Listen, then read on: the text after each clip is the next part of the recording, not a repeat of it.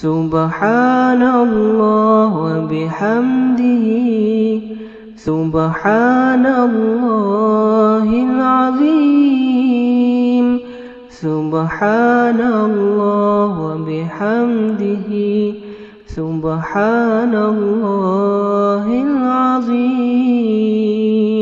ان الحمد للہ والصلاۃ والسلام علی رسول اللہ۔ اعوذ باللہ من الشیطان الرجیم، بسم اللہ الرحمن الرحیم۔ قال اللہ تعالیٰ فی سورۃ المؤمنون والذین هم لاماناتہم وعہدہم راعون۔ فلاح یاب مومنین وہ ہیں جو اپنی امانتوں اور اپنے عہد و پیمان کا پاس رکھتے ہیں۔ ناظرین اکرام، امانت عام طور پر اس چیز کو کہتے ہیں کہ جب کسی کو کچھ چیز سونپ کر ذمہ دار بنا دیا جائے، امین بنا دیا جائے، یا کسی سلسلے میں کسی شخص پر اعتبار کیا جائے۔ اور جب ہم امانت کی بات کرتے ہیں تو عموماً ہمارے ذہن میں مال اور اسباب کا تصور آتا ہے، ہمارا دھیان روپے اور پیسے کی طرف جاتا ہے کہ امین اسے کہتے ہیں جس کے پاس کوئی چیز رکھوائی جائے اور جب وہ اسے واپس طلب کی جائے تو وہ بالکل اسی طرح جس طرح اس نے لی تھی اسی حالت میں جوں کا توں اس کو واپس پلٹا دے۔ امانت کا اطلاق صرف روپے پیسے پر نہیں، مال و اسباب پر نہیں، بلکہ امانت کا اطلاق زندگی کے ہر شعبے پر ہوتا ہے۔ امانت کا اطلاق سیاسی اور انتظامی امور پر بھی ہے۔ ہر چھوٹا بڑا عہدہ امانت ہے، ایک کلرک سے لے کر صدر مملکت تک، ایک کونسلر سے سینٹ کے چیئرمین تک، سب چھوٹے حکام، بڑے حکام، رؤسا، وزراء، یہ سب کے سب امانت دار ہیں۔ ان پر لازم آتا ہے کہ جو عہدے انہوں نے اپنے ذمے لیے ہیں ان کی ذمہ داری شریعت اسلامیہ کے دیے ہوئے اصولوں کی روشنی میں پورا کرتے رہیں۔ ان سے عوام کے جو حقوق وابستہ ہیں ان کا خیال رکھیں، ان حقوق میں کسی قسم کی کمی نہ ہونے دیں کہ یہ کمی خیانت تصور کی جائے گی، اور پھر جو کوئی خیانت کا مرتکب ہوگا گناہ گار ٹھہرے گا اور بوقت حساب وہ پکڑا جائے گا۔ عہدوں کا امانت ہونا صرف منطقی طور پر ہی نہیں بلکہ رسول اللہ صلی اللہ علیہ وسلم سے صراحتاً بھی ثابت ہے۔ مشہور صحابی ابو ذر رضی اللہ تعالی عنہ نے ایک مرتبہ رسول اللہ صلی اللہ علیہ وسلم سے امارت کا یعنی سرکاری عہدے کی خواہش کا اظہار کیا۔ رسول اللہ صلی اللہ علیہ وسلم نے جب ان کی خواہش کو سنا تو آپ صلی اللہ علیہ وسلم نے فرمایا کہ یا ابی ذر انک ضعیف وانہا امانہ وانہا یوم القیامت خزی وندامہ الا من اخذہا بحقہا وادى الذی علیہ فیہا۔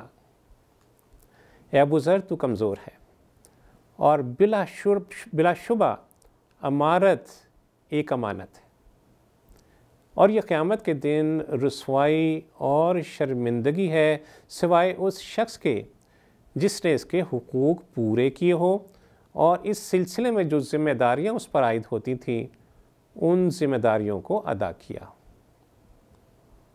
اس حدیث میں رسول اللہ صلی اللہ علیہ وسلم نے نہ صرف عہدوں کو امانت بتایا بلکہ اس طرف بھی اشارہ فرما دیا کہ جو شخص کسی منصب کے متعلقہ ذمہ داریوں کو پورا کرنے کی صلاحیت نہیں رکھتا اسے اس منصب سے باز رہنا چاہیے، کیونکہ یہ منصب اس صورت میں آخرت میں اس کے لیے ندامت کا، رسوائی کا سبب بن سکتا ہے۔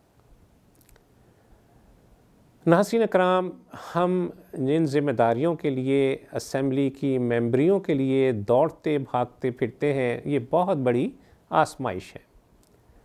طبرانی میں زید بن ثابت رضی اللہ عنہ سے مرفوعاً روایت ہے رسول اللہ صلی اللہ علیہ وسلم نے فرمایا کہ بہترین چیز عہدہ ہے جس نے حق کے ساتھ لیا، اور بدترین چیز عہدہ ہے جس نے بغیر حق کے لیا۔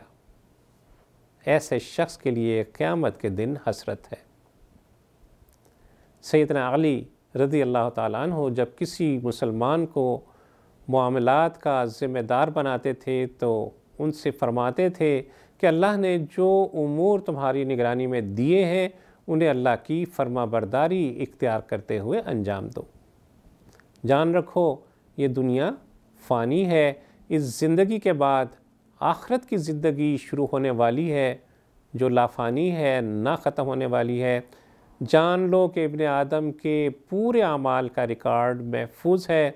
ذمہ داریوں کی ادائیگی کے سلسلے میں جو کچھ تم کر چکے ہو اس کا پورا بدلہ پاؤ گے۔ جو نیکیاں تم نے روانہ کر دیں وہ سب تمہارے سامنے لے آئی جائیں گی، لہٰذا بھلے کام کرو تاکہ بھلا انجام ہو۔ ناظرین اکرام، جو شخص اسمبلی یا کونسلری وغیرہ کے لیے الیکشن میں کھڑا ہوتا ہے وہ بنیادی طور پر 3 چیزوں کا دعوے دار ہوتا ہے۔ پہلی بات یہ کہ وہ دیانت، امانت اور صداقت کے مطلوبہ معیار پر پورا اترتا ہے۔ دوسرا دعویٰ یہ کہ وہ جس اسمبلی یا جس بلدیاتی ادارے کے لیے الیکشن میں اتر رہا ہے وہ اس کے لیے مطلوبہ قابلیت کا حامل ہے۔ اور تیسری بات یہ کہ وہ ملک و قوم کی خدمت کے لیے اس الیکشن کے میدان میں اتر رہا ہے۔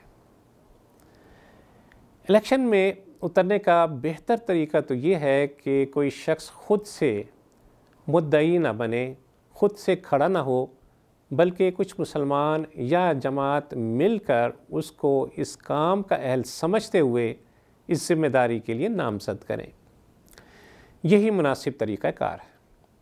اللہ عز و جل سے دعا ہے کہ ہمارے دلوں میں امانت داری کا صحیح تصور عطا فرما دے، ہمیں جس درجے میں بھی کسی معاملات کا ذمہ دار ٹھہرایا ہے اس ذمہ داریوں کے حقوق ادا کرنے کی توفیق عطا فرما دے۔ اللہ عز و جل ہماری بہترین رہنمائی فرمائے۔ وصلی اللہ تعالی علی خیر خلقہ محمد وعلی آلہ وصحبہ وسلم۔